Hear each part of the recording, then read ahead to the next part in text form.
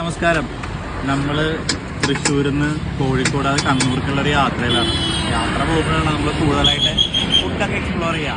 ബസ്സൊക്കെ പോണതിന് നല്ല ശബ്ദമുണ്ട്. അതുകൊണ്ട് ഞാൻ പറയണത് എത്രമാത്രം നിങ്ങൾക്ക് കേൾക്കാൻ പറ്റുമെന്ന് എനിക്കറിയില്ല. നമ്മൾ തൃശ്ശൂർ അമല ഹോസ്പിറ്റലൊക്കെ കഴിഞ്ഞിട്ട് കുന്നംകുളം റൂട്ടിൽ പോകുമ്പോൾ മുണ്ടൂർ പേരാമംഗലം കഴിഞ്ഞിട്ട് മുണ്ടൂർ സൈഡിലായിട്ട് ഒരു നല്ല റെസ്റ്റീൻ തട്ടുകടയുണ്ട്. അപ്പോൾ അവിടുന്ന് നമ്മളിന്ന് വെറൈറ്റി ഫുഡ് കഴിക്കാൻ പോവാണ്. അപ്പോൾ ആ ഫുഡിന്റെ കാഴ്ചകൾ നിങ്ങൾക്ക് കാണാം. പേരെന്താ ചേട്ടാ? അനീഷേട്ടന്റെ കടയാണിത്.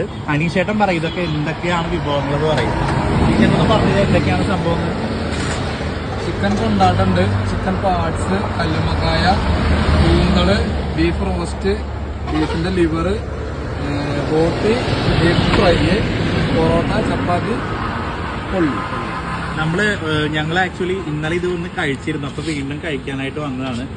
നമ്മൾ എന്ത് കാര്യം പറഞ്ഞാലും പ്രത്യേകിച്ച് കപ്പയായിട്ടുള്ളൊരു മിക്സ് ഉണ്ട്, അതാണ് ചെയ്തുകൊണ്ടിരിക്കുന്നത്. നമുക്ക് എന്താണ് ആവശ്യമുള്ളത് അത് പറഞ്ഞിട്ടുണ്ടെങ്കിൽ പുള്ളി അത് മിക്സ് ചെയ്ത് തരും. നമ്മൾ ഓർഡർ ചെയ്തത് കപ്പയും കൂന്തൽ ഫ്രൈയും ആണ്. നോക്കി എന്ത് ഭംഗിയായിട്ടാണ് ഡെക്കറേറ്റ് ചെയ്ത് നമുക്ക് കൊണ്ട് തന്നേക്കുന്നത്. കണ്ടപ്പോൾ തന്നെ വായിൽ വെള്ളം ഊറിയിട്ട് വരില്ല. അപ്പൊ കഴിച്ചു നോക്കിയിട്ട് പറയാം.